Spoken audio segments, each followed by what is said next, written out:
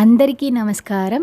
ఈ వీడియోలో అయితే నేను అసలు మనకి నార్మల్ డెలివరీ అవ్వాలంటే మనకి ఏమేం కావాలి, ఎలా ఉండాలి, స్కానింగ్ రిపోర్ట్స్లో ఎలా ఉండాలి, మన మదర్ ఎలా ఉండాలి అనే విషయాల గురించి అయితే మీకు క్లియర్గా చెప్పాలనుకుంటున్నాను. ఎవరైతే నా ఛానల్ని ఫస్ట్ టైం చూస్తున్నారో నచ్చితే కనుక ఒక్క లైక్ చేసి నా ఛానల్ని సబ్స్క్రైబ్ చేయడం అయితే అస్సలు మర్చిపోకండి. ఈ రోజుల్లో నార్మల్ డెలివరీ అనేది చాలా కష్టమైపోయిందండి. అసలు మనకి కోత లేకుండా మనకి డెలివరీ అనేది అయితే అసలు చెయ్యట్లేదు. నార్మల్ డెలివరీ ఎక్కడో రేర్గా చేస్తున్నారన్నమాట. ఇది వరకు కాలంతో మనం కంపేర్ చేసుకుంటే అప్పుడే చక్కగా అందరికీ నార్మల్ డెలివరీస్ అయ్యామన్నమాట. ఇప్పుడైతే కోతలు కుట్లు ఇవేమీ లేకుండా అసలు డెలివరీలే చేయట్లేదు అనమాట. బట్ ఈ ఈ ఈ వీడియో ఎందుకు అంటే ప్రెగ్నెంట్ అయిన ప్రతి ఒక్కరికి కూడా నార్మల్ డెలివరీ అవ్వాలని ఆశ ఉంటుంది. అది ఎలా ఉండాలి, ఏం చేయాలి, మనకి స్కాన్ రిపోర్ట్స్లో ఎలా ఉండాలి, ఇంట్లో ఎలా ఉంటే మనకి నార్మల్ డెలివరీ అవుతుంది అనేది అయితే నా ఎక్స్పీరియన్స్ మీతో షేర్ చేసుకోవాలనుకుంటున్నాను. ప్రెగ్నెంట్ అయిన ప్రతి ఒక్కరండి గుర్తుపెట్టుకోవాల్సింది ఏంటి అంటే మనము మొదటి నుంచి కూడా నాకు నార్మల్ డెలివరీ అవ్వాలి, నేను ఎలా అయినా ఆ పెయిన్స్ని తట్టుకోగలను, కాసేపు ఆ బాధని నేను తట్టుకోగలను, బేబీని పుష్ చేయడానికి నా బలాన్ని ఉపయోగించగలను, నేను ఇది చేయగలను అని అయితే ప్రతి ఒక్క గర్భిణీ స్త్రీ కూడా తన మీద తను చాలా కాన్ఫిడెన్స్గా తన మీద తను ఒక నమ్మకం కలిగి ఉండాలండి. ఇదైతే నార్మల్ డెలివరీ అవ్వడానికి చాలా బాగా ఉపయోగపడుతుంది. ఎందుకంటే మనం డే 1 నుంచి మన మైండ్ని అలా ప్రిపేర్ చేసుకోవాలన్నమాట.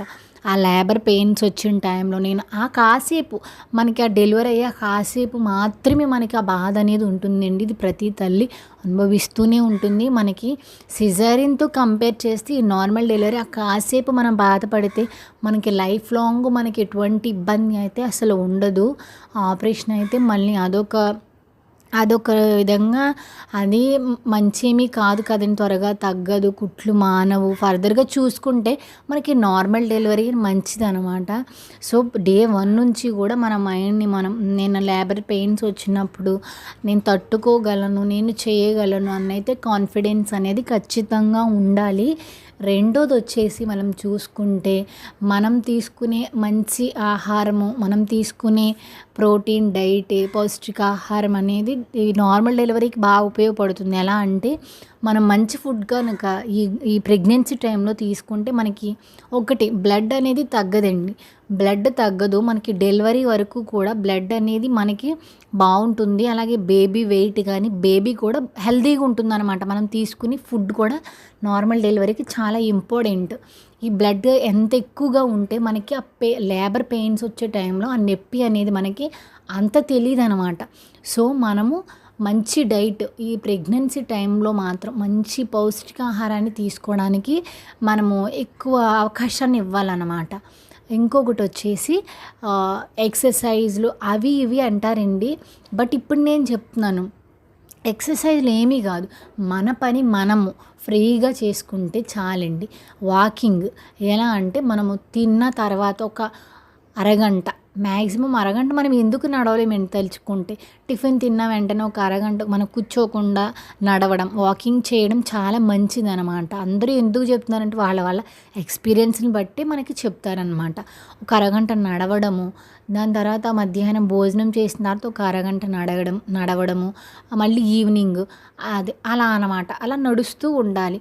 మనకి నెలలు పెరిగే కొద్దీ నడవడం అనేది ఇంకా పెంచుకుంటూ ఉండాలి. ఇంకా బాగా అంటే 1 అవర్ నడవాలి తిన్న తర్వాత, అలా 1.5 అవర్. మనకి నీరసం ఇంకా నేను నడవలేను, ఇంకా నా వల్ల కాదు అని అనుకునే వరకు కూడా మనం నడవాలండి. ఎందుకు అని అంటే మనకి నెలలు పెరిగి కొద్దీ కూడా మన పెల్విక్స్ మజిల్స్ ఇవన్నీ కూడా బేబీ కిందకి డ్రాప్ అవ్వడానికి కానీ, పెల్విస్ ఓపెన్ అవ్వడానికి కానీ, పెల్విస్ స్ట్రెంత్కి కానీ ఈ వాకింగ్ అనేది చాలా బాగా ఉపయోగపడుతుంది అనమాట మనకి. డెలివరీ దగ్గర పడే టైంకి అయితే వాకింగ్ అనేది ఇంకా బాగా హెల్ప్ అవుతుంది. బేబీ బ్రిడ్జ్ పొజిషన్లో కాకుండా సెఫలిక్లు కంటే బేబీ హెడ్ కిందకి టర్న్ అవ్వడానికి కానీ, పెల్విక్స్లో ఫిక్స్ అవ్వడానికి కానీ మనకి చాలా బాగా ఈ వాకింగ్ అనేది ఉపయోగపడుతుంది. అలాగే చాలా ఫ్రీగా మన పనులు మనం చేసుకోవచ్చండి. మనం అంటే ఎలా బరువులయి ఎత్తకుండా మనము అటువంటి పనులన్నీ మనము ఈజీగా వంట చేసుకోవడము, లేదు అంటే గదులు తుడవడం ఇంకా ఎక్సెట్రా ఎక్సెట్రా ఈజీగా ఉండే పనులు వెయిట్ లిఫ్టింగ్స్ కాకుండా మనము మిగతా పనులన్నీ ఫ్రీగా మన పనులు మనం చేసుకోవచ్చండి. ఇంకొకటి వచ్చేసి మనము ఇదివరకటి కాలంలో ఇల్లు అలికేవారు కదా!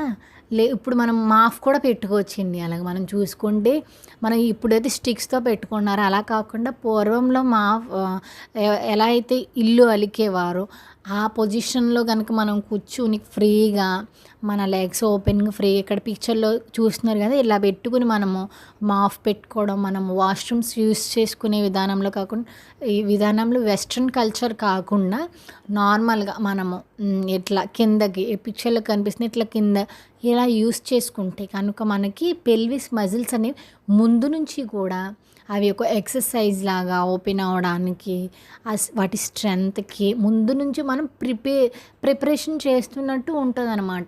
లేదంటే లేబర్ పెయిన్స్ అప్పుడే పెల్విస్ అవన్నీ ఓపెన్ అయిపోవాలి సడన్గా అంటే అవ్వదనమాట. మనం ముందు నుంచి కూడా మనం ఇవన్నీ మన డెలివరీ టైం వరకు ఇట్లా చేస్తూ ఉంటే ఆ పెల్విస్ అనేవి ఆ మజిల్స్ కింద మనకి లూజ్ అవ్వడానికి చాలా బాగా హెల్ప్ అవుతాయండి. బెడ్ రెస్ట్ వాళ్ళైతే అది సెకండరీ ఏమి చేయకూడదు. బట్ అంతా బాగుండి న్యాచురల్గా కన్సీవ్ అయిన వాళ్ళ మట్టికి ఇవి చేయొచ్చు అన్నమాట. మనకి వాకింగ్ ఈ ఎక్సర్సైజులు ఇవన్నీ కూడా మనకి నార్మల్ డెలివరీలో చాలా బాగా హెల్ప్ అవుతాయి అన్నమాట. మనమైతే చాలా స్ట్రాంగ్గా నమ్మాలి. ఇంకొకటి వచ్చేసి మనకి స్కానింగ్ రిపోర్ట్స్లో మనం చూసుకుంటే మనకి ఇక్కడ ఇంకొకటి ఇస్తారు. అది ఏంటి అంటే బేబీ వెయిట్ అయి నేను ఒక వీడియో చేశాను. అది ఒకసారి డౌట్ ఉంటే చూడండి. వెయిట్ ఎంత ఉండాలి నార్మల్ డెలివరీ కానీ ఇవన్నీ కరెక్ట్గా ఉండి మనకి నార్మల్ డెలివరీ అవుతుంది అనే వాళ్ళైతే అసలు ఏమి టెన్షన్ పెట్టుకోకండి. ఇవన్నీ మీరు రెగ్యులర్గా మీరు చేస్తూ మంచి డైట్ తీసుకుని చక్కగా వాకింగ్ చేస్తూ కూడా మీరు ముందు నుంచి మీ మైండ్ని చక్కగా హెల్దీగా అట్లా ఉంచుకోండి. అస్సలు స్ట్రెస్గా ఫీల్ అవ్వకండి. ఏం కంగారు పడకండి. పెయిన్స్ వచ్చే టైంలో చాలా ధైర్యంగా ఉండండి. ఆ 10 మినిట్స్ ఆ 20 మినిట్స్ మనకు ఆ బాధ అంతే. తర్వాత మనకి ఎటువంటి పెయిన్ అనేది అయితే ఉండదనమాట. సో ఇవన్నీ మీకు ఉపయోగపడతాయని నేను అనుకుంటున్నాను. Thank you for watching. ఇంకా ఎవరైతే నా ఛానల్ని సబ్స్క్రైబ్ చేసుకోలేదో దయచేసి సబ్స్క్రైబ్ చేసుకోండి.